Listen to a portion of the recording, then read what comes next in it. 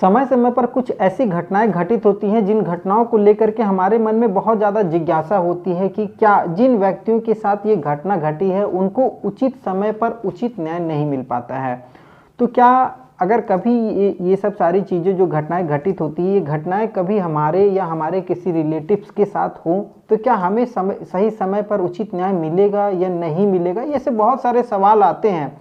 क्योंकि कुछ घटनाएं ऐसी हैं जिनको लेकर के कई बार हम केवल न्यायपालिका और पुलिस प्रशासन की कार्यप्रणाली को बस टकटकी लगाए देखते रहते हैं और उचित न्याय नहीं मिल पाता है। अभी हाल फिलहाल में ही आपने देखा होगा कि कोलकाता के आरजीकर मेडिकल कॉलेज में एक ट्रेनी डॉक्टर जो थी, नर्स, उनके साथ बहुत निर्मम तरीके से हत्या की गई, बहुत बुरी तरीके से उनकी हत्या की गई और जिसमें कई एफआईआर भी दर्ज हुए, कई लोगों के खिलाफ एफआईआर दर्ज हुए, सीबीआई तक का इन्वॉल्वमेंट हुआ इस केस में, लेकिन न्याय जो है अभी बाकी है।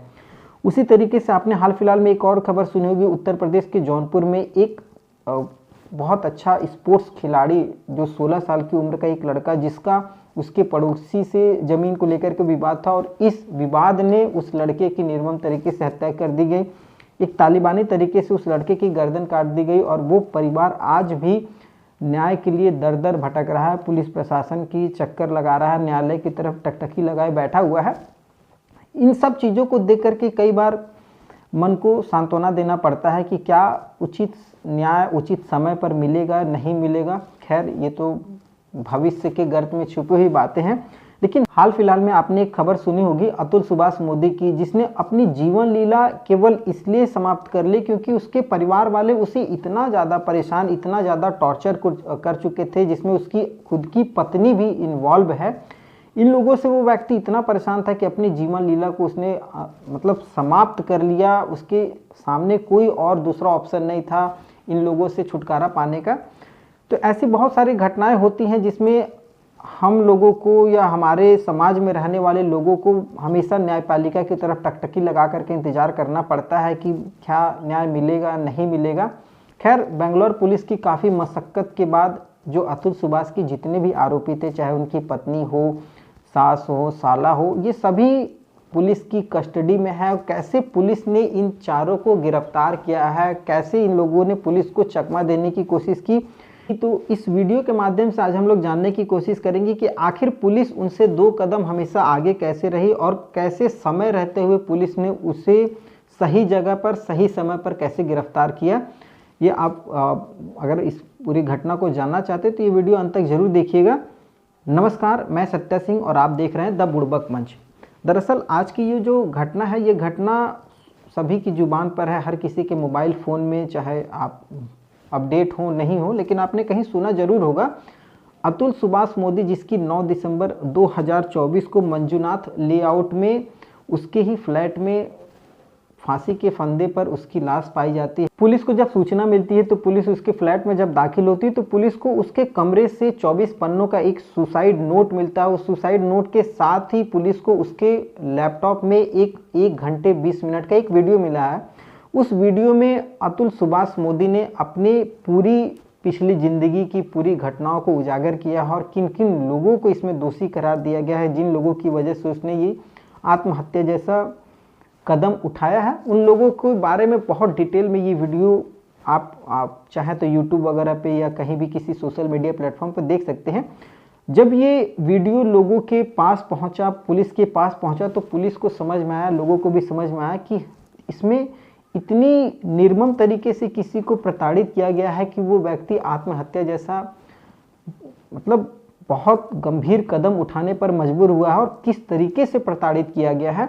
उस वीडियो को अगर आप ध्यान से देखिएगा तो उस वीडियो में आपको समझ में आएगा कि इस वीडियो में जो मुख्य आरोपी बताए गए हैं, उस मुख्य आरोपी में उसकी खुद की पत्नी, जिसका नाम है निकिता सिंघानिया, एक सास का नाम लिया गया है जो कि अतुल की सास है, मतलब निकिता सिंघानिया की माँ है निशा सिंघानिया, और अतुल का एक साला है जिसका नाम है अनुराग सिंघानिया, वो उसका साला है। उसके साथ ही साथ एक उसका चाचा ससुर है जिसका नाम है सुशील सिंघानिया।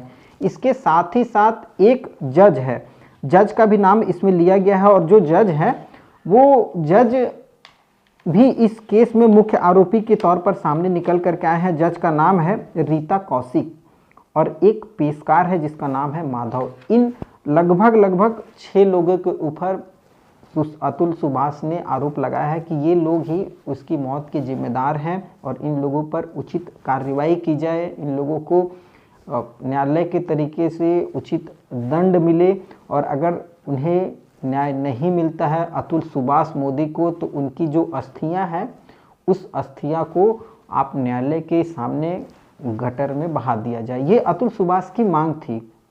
खैर, ये कानूनी प्रक्रिया है। मैं आपको एक बार कहानी को रिवाइंड कर देता हूँ। जब अतुल सुभाष मोदी के फ्लैट में उसकी जो लाश है पुलिस को मिली थी, तो उस वीडियो में जो कंटेंट था, उस कंटेंट में मुख्य जो बातें थी अतुल सुभाष ने कही थी, उसने कहा था, मुझे लगता है मुझे आत्महत्या कर लेनी चाहिए क्योंकि मैं जो रुपए कमा रहा हूँ वो रुपए मुझे ही खा रहे हैं, वो उन लोगों को मजबूत कर रहे हैं जिन लोगों ने मेरे खिलाफ साजिश की है, उन लोगों को ये रुपए मिल रहा है और वो लोग इन रुपए का उपयोग मेरे खिलाफ नई तरीके से साजिश रच रहे हैं, मुझे फंसाने की कोशिश कर रहे हैं और मुझे बर्बाद करने के लिए मेरे ही रुपए का इस्तेमाल किया जा रहा है।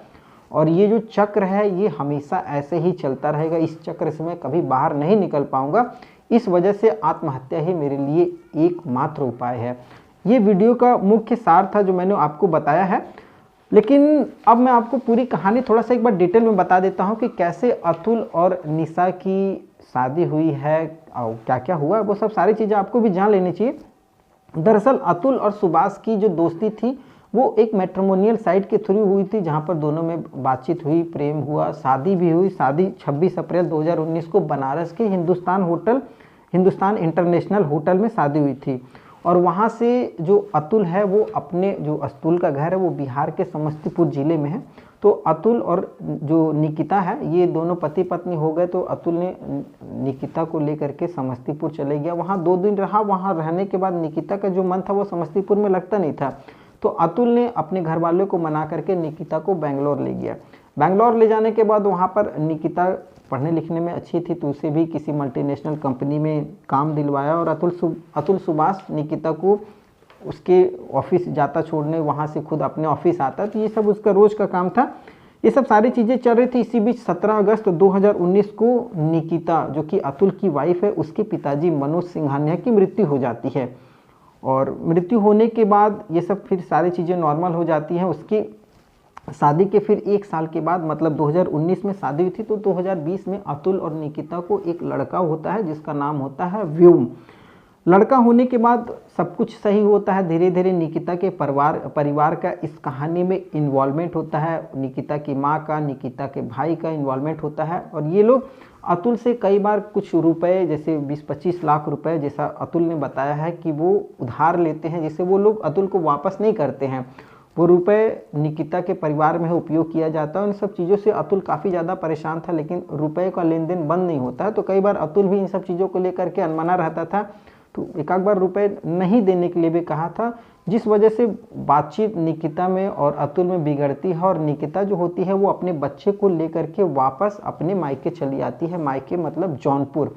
निकिता तो जो थी उत्तर प्रदेश के जौनपुर की रहने वाली थी, तो वो अपने बच्चे को लेकर के वहाँ से चली आती है। और चली आने के बाद 24 अप्रैल 2022 को वो जौनपुर के सदर कोतवाली थाने में जाती है और अतुल के खिलाफ कुल 9 मुकदमे दर्ज करती है। जिन मुकदमों की अगर मैं नंबर की बात करूँगा तो 115/2022 आईपीसी की धारा 498A, 323, 504, 506, इस तरीके के 9 मुकदमे अतुल के खिलाफ दर्ज होता है। अब इन जो मुकदमे थे इसमें बताया गया था कि दहेज का केस दर्ज किया गया है, क्योंकि जो निकिता थी वो कहती थी कि अतुल की मांग थी वो 10 लाख रुपए की मांग थी जिसकी वजह से मेरे पिताजी की भी मौत हुई, तो मौत का भी केस दर्ज हो जाता है। उसके साथ ही साथ अप्राकृतिक यौन संबंधों का भी उस पर FIR दर्ज करवाया जाता है। तो ये सब जो चीज़ें थी ये अतुल के ऊपर लगा दी जाती हैं। अब इन सब चीज़ों से को लेकर के अतुल काफ़ी ज़्यादा परेशान रहने लगा। मतलब खाया पिया कुछ नहीं, गिलास तोड़ा बरहाना वाला हाल अतुल का हो चुका था, काफ़ी परेशान था। अब उसके सामने एक ही उपाय था, वो या तो सेटलमेंट करे या फिर केस लड़े। तो अतुल ने केस लड़ना ज़्यादा अच्छा समझा और वो फिर जौनपुर से बेंगलोर का सफ़र शुरू होता है, जिसमें बताया जाता है कि 2022 से लेकर के 2024 का जो समय होता है वो अतुल के लिए सबसे भारी समय था, क्योंकि वो इस समय वो 120 बार जो एफआईआर में केस लगवाई गई थी, धाराएं लगवाई गई थी, उसके खिलाफ सुनवाई होती थी। तो 120 बार सुनवाई हुई थी, जिसमें से 40 बार जौनपुर से बेंगलोर अतुल आया है, गया है, और काफ़ी ज़्यादा इन सब चीज़ों में फ्रस्ट्रेट हो चुका था। फ्रस्ट्रेट होने का कारण था, कई बार वो आता तो यहाँ पर जज नहीं है, तो कभी निकिता नहीं आई है, तो कभी कुछ और है, कभी हंगामा हो गया, कभी हड़ताल हो गया, इन सब चीज़ों से वो परेशान था। इसी बीच एक दिन वो आता है, जज के सामने जाता है, तो जज से बात करता है, कहता है जज साहिबा, मैडम आपको पता है एनसीआरबी की एक रिपोर्ट कहती है कि काफ़ी ऐसे मर्द हैं जो पत्नियों से प्रताड़ित होकर के या तो परेशान हो चुके हैं, घर बार छोड़ के भाग चुके हैं, या फिर आत्महत्या कर लेते हैं। ये जैसी आत्महत्या की बात होती है, वहाँ पर निकिता अपने पति से साफ कहती है, तो तुम भी क्यों नहीं मर जाते हो। ऐसा बात सुनते ही जज भी हंसती है, और वहाँ जो भी लोग रहते हैं हंसते हैं, उसका मजाक उड़ाते हैं अतुल का। और अतुल इन सब चीज़ों से काफ़ी ज़्यादा परेशान था, लेकिन फिर भी वो केस को सेटल करना चाहता था। तो सेटल करने के लिए उसने पेशकार, जिसका नाम माधव है, पेशकार से बात करता है। पेशकार जो था वो 5 लाख रुपए की मांग करता है कि मैं केस को सेटल करवा दूंगा, जल्दी हो जाएगा, तुम बच जाओगे। और जब वो अतुल, जैसा अतुल ने बताया कि वो सीधे जज से बात करता है कि केस को सेटल करवाने के लिए, तो जो जज साहिबा थी वो 3 लाख रुपए, जिनका नाम है रीता कौशिक, वो 3 लाख रुपए की डिमांड करते हैं कि मैं तुम्हारा केस सेटल करवा दूंगी, तुम्हारे पास इतना पैसा है, तुम क्यों परेशान होते हो। तो खैर इन सब चीज़ों के बीच अतुल बहुत सारी चीज़ें झेलते रहता था, और जो मामला था वो सेटल्ड होता है। और सेटल होने का वजह था बच्चे को मतलब जीवन यापन के लिए 40,000 रुपये प्रति महीने के हिसाब से एक निर्धारित रकम होती है, जो अतुल को देना था। इन सब चीज़ों के बीच सब कुछ फिर धीरे धीरे ठीक हो ही रहा था। तो अतुल की जो सास थी या अतुल की जो पत्नी थी, वो अतुल से पैसे की ज़्यादा डिमांड शुरू कर देती है। डिमांड 2 करोड़ से लेकर के 3 करोड़ रुपए के बीच में की जाती है, और इन सब चीज़ों के बीच अतुल काफ़ी ज़्यादा परेशान था। और अंत में उसे एक ही चीज़ नज़र आता है कि क्यों ना मैं आत्महत्या कर लूँ, और जब मैं आत्महत्या कर लूँगा तो ये सब सारी चीज़ें अपने आप ख़त्म हो जाएंगी। अतुल ने वही कदम उठाया, आत्महत्या कर लिया। अब आत्महत्या करता है तो पुलिस के सामने ये सबसे बड़ा चैलेंज हो जाता है कि इस केस में जो भी मुख्य आरोपी हैं उनको सज़ा मिले, और सज़ा सबूतों के आधार पर मिले। और न्यायालय का भी यही कहना है, न्यायपालिका भी यही कहती है कि भले 1000 गुनाहगार रिहा हो जाए, लेकिन एक निर्दोष को सज़ा नहीं मिलनी चाहिए, ऐसा न्यायपालिका का भी कहना है। खैर सबूत पुलिस इकट्ठा करने की कोशिश करती है। बेंगलोर पुलिस, जैसा अतुल ने बताया, तो उस आधार पर बेंगलोर पुलिस सीधे निकिता सिंघानिया मतलब अतुल के ससुराल जौनपुर पहुंच जाती है। और यहाँ पर जब पहुंचती है तो जो निकिता और उसकी माँ, उसका भाई वगैरह यहाँ से पहले से ही प्लानिंग करके फ़रार हो जाते हैं। ये फ़रार रात के समय होते हैं। पुलिस आती है तो घर पर ताला लगा था, पुलिस को यहाँ पर कोई नहीं मिलता है। अब पुलिस परेशान थी, पकड़े तो पकड़े कैसे, खोजे तो खोजे कैसे, और कहाँ खोजें, ये भी पुलिस के लिए बहुत ज़्यादा बहुत बड़ी परेशानी थी। पुलिस खैर नोटिस लेकर के आई थी, तो निकिता के घर पर नोटिस चिपका दिया जाता है कि आपको 3 दिनों के अंदर पुलिस के पास पेश होना पड़ेगा। और जबकि इन लोगों का प्लानिंग जो था, वो प्लानिंग था कि सीधे न्यायालय में जमानत अर्जी डाल करके वहाँ से सीधा जमानत लेकर के अपना आराम से ज़िंदगी गुजारा जाए। खैर पुलिस इन सब लोगों से बहुत ज़्यादा एक्टिव थी, और पुलिस के सामने बहुत बड़ा चैलेंज था। तो चैलेंज जो होता है वो पुलिस, हमेशा कहा जाता है कि पुलिस की जो हाथ होते हैं, कानून के हाथ, वो बहुत लंबे होते हैं। जुर्म करने वाला कितना भी शातिर हो, पुलिस उससे कई गुना आगे चलती है, आगे की सोचती है। तो पुलिस ने निकिता के माँ, उसका भाई, उसका जो चाचा थे, इन लोगों का, और जो उसके रिलेटिव थे, उन लोगों का जो नंबर है वो नंबर सर्विलांस पे लगा देती है, सबकी लिस्ट बनाती है, और सभी का नंबर सर्विलांस पे था। अब जो निकिता होती है, वो निकिता अपने माँ भाई से दूसरी जगह छिप करके रहती है, और जो अतुल की जो सास थी निशा और अतुल का साला, ये किसी दूसरे जगह पर छिप करके रहना शुरू कर देते हैं।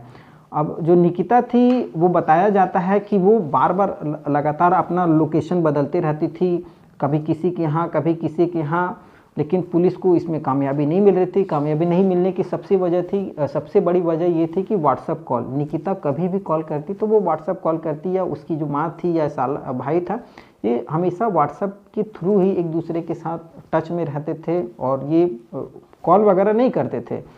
तो अब पुलिस के लिए बहुत ज़्यादा दिक्कत था कि कैसे किया जाए, लेकिन निकिता जो थी एक गलती कर देती है। गलती वो ये करती है कि वो अपने रिलेटिव्स को कॉल कर देती है अपने नंबर से, और जो रिलेटिव्स का नंबर होता है वो सर्विलांस पे होता है। तो सर्विलांस पे नंबर होने की वजह से पुलिस एक्टिवेट हो जाती है और पुलिस तुरंत उस टावर लोकेशन का पता लगा लेती है कि कहाँ से ये कॉल किया गया है।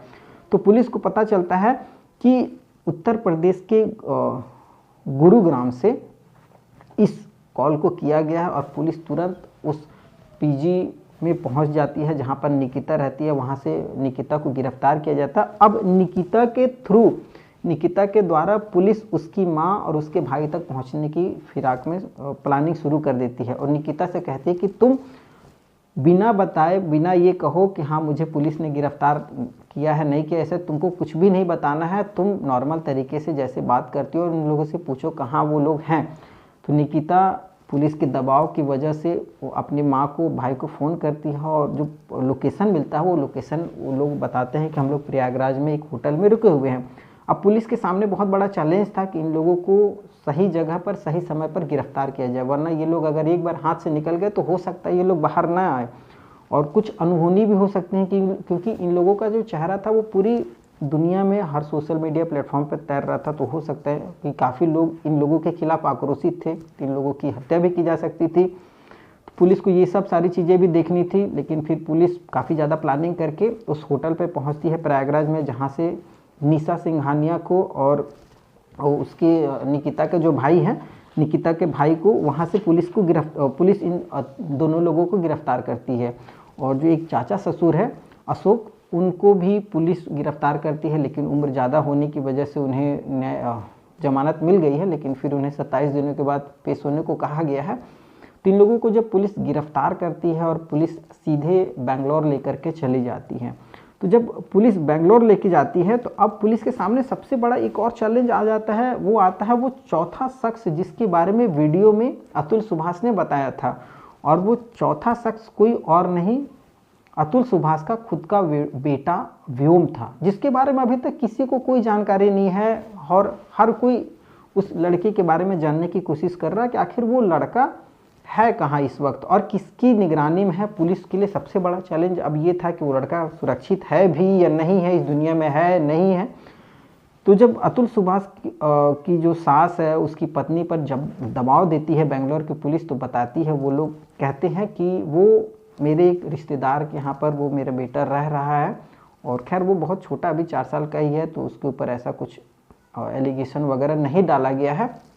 और जैसा अतुल सुभाष ने बताया था उस आधार पर, अगर अतुल सुभाष की जो मैं बात कर रहा हूँ, तो अतुल सुभाष ने मरने से पहले जो वीडियो बनाया था उस वीडियो में उसने बताया था, उसने कहा था कि जो मेरा बेटा है, मेरे ससुराल वाले उसकी परवरिश अच्छे से नहीं कर सकते हैं, मेरी पत्नी इतनी सक्षम नहीं है, इतनी काबिल नहीं है कि मेरे बेटे को एक अच्छी परवरिश दे पाएगी या देगी, इसलिए मेरे बेटे को मेरे भाई अतुल सुभाष के भाई को या उसके माता पिता को उस बेटे को दे दिया जाए। उसका भाई बहुत अच्छा है, वो मेरे बेटे का बहुत ख्याल रखेगा।